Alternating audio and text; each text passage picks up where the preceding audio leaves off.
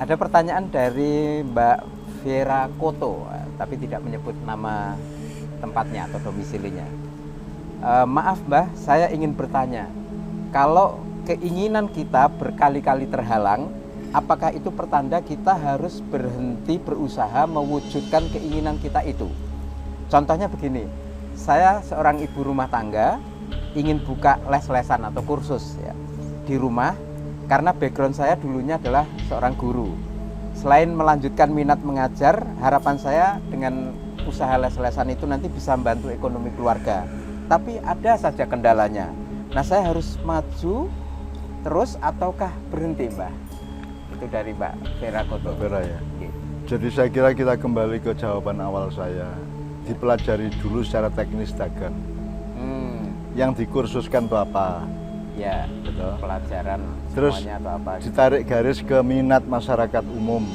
Yang paling mereka minati untuk anak-anaknya itu apa? Perlu survei Nomor ya. 2, secara spesifik, biasanya sekolah-sekolah itu biasanya kan sekarang itu kan sekolah tergantung kursus kan, tergantung les ya. Ya, Sudah ada sekolahan tapi kalau nggak ikut les nggak lulus kan itu kan. Jadi Ya. itu kan ironi zaman modern yang juga luar biasa. Jadi dipelajari di sekolah-sekolah itu biasanya untuk menuju tahap berikutnya dari para siswa itu biasanya butuh les apa. Nah itu yang dimasukin kan gitu kan. Atau secara gerambiang apa yang paling dibutuhkan anak-anak untuk les gitu kan. Itu yang dikerjakan. ya, Jadi itu ilmu dagang biasa. Nek wong butuh kadul yang gawe kadul, wong butuh geduk yang gawe geduk kan gitu kan. Kita lihat atau punya imajinasi orang ini sekarang ini bosen sama misalnya es jeruk, mungkin besok dia golek es degan atau besok dia golek es jahe misalnya gitu ya. Itu ilmu yang agak lebih ke depan gitu ya. Nah, nomor 1 dipelajari secara teknis ilmu dagang dulu.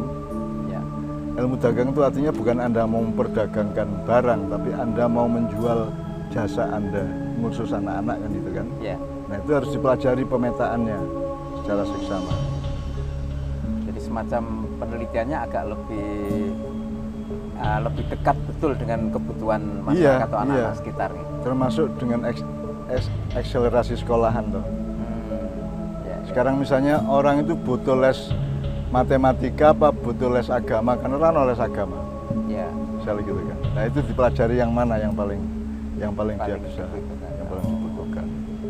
Selebihnya kalau itu semua sudah dilakukan dan tetap ada kendala-kendala macam-macam ya diistighfari. Mungkin ada sesuatu yang salah dalam hidup saya sehingga Allah tidak mengizinkan saya untuk membuka ini dan seterusnya melancarkan ini gitu ya.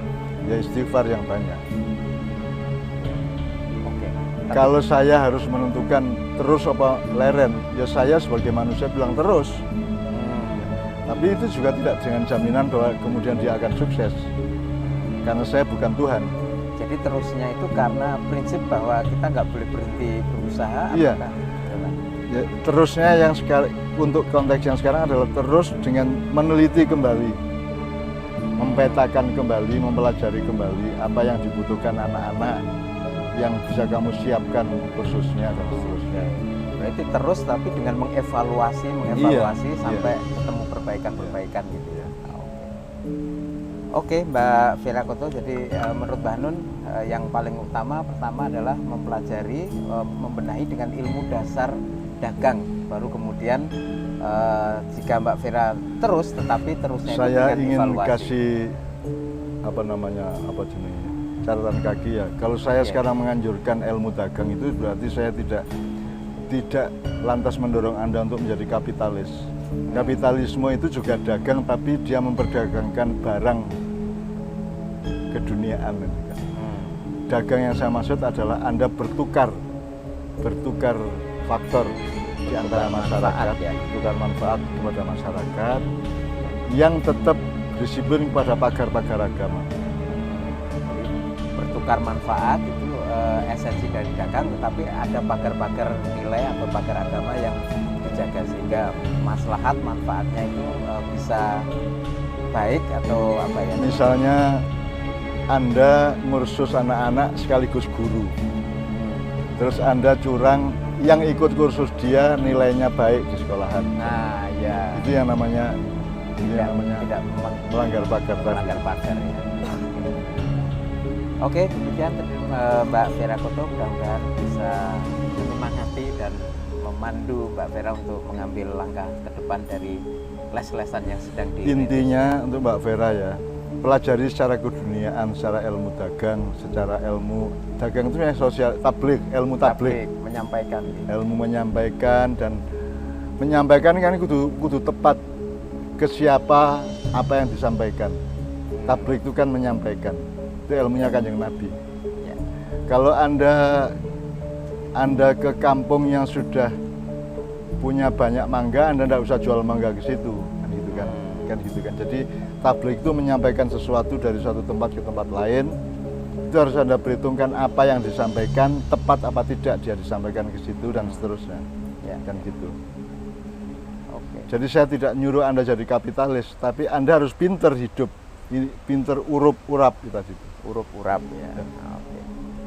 Ini ada satu pertanyaan dari rekan kita, Mas Rohman dari Wonosari, Yogyakarta. Nah, Mbah Nun, pernah saya dengar pernyataan bahwa orang kaya atau orang miskin itu sebenarnya itu pawaan. Pawaan itu apa ya? Bakat atau seperti itu. Nah, Jawa apakah prejengan gitu kalau Jawa Timur? Apakah kalau kita ini orang miskin terus berusaha supaya menjadi orang yang cukup itu tidak bisa karena kita sudah pawaan tadi itu? Kok saya susah sekali beranjak dari miskin menuju cukup saja? Ini Mas Rohman ini. Saya kira pawaan atau prejengan atau ono wong pantes ora pantes gitu. Ya wong sing raine pancen pantese sugih. Ono sing pantese sugih ning melarat ya ono. Ono sing pantese ki ming tukang parkir jebul dhek konglomerat ya ono. Jadi saya kira tidak bisa jadikan pedoman. Pawaan itu indikator luar yang sangat lemah. Indikator yang lemah. Iya, yang lemah. Jadi kan kalau kita cari agak lebih dalam kan ada watak, ada ya atau kepribadian. Kalau kepribadian berarti kan ada susunan potensi di dalam diri seseorang yang tonjolan untuk berkemampuan dagang itu tinggi gitu ya. Dan ada yang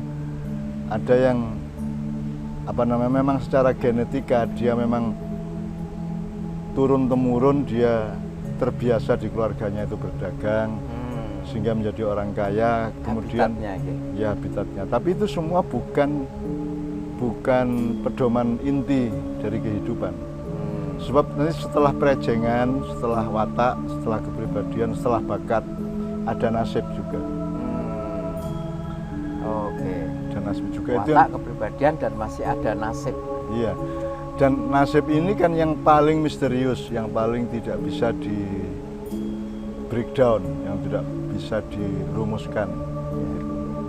Jadi ada orang yang wajahnya juga tidak prejengan pengusaha, tapi dia punya nasib baik. Ketika dulu terjadi inflasi rupiah, dia nyimpen dolar. Terus dalam waktu 2 minggu dolarnya naiknya sampai 15.000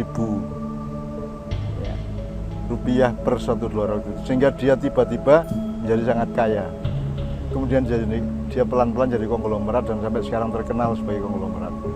Kalau dilihat wajahnya ya enggak pawaan juga sebenarnya gitu. Jadi pawaan itu bisa juga digaduk-gaduk sebagai pawaan, cocok karo sugih karo running janjane tidak mendasar.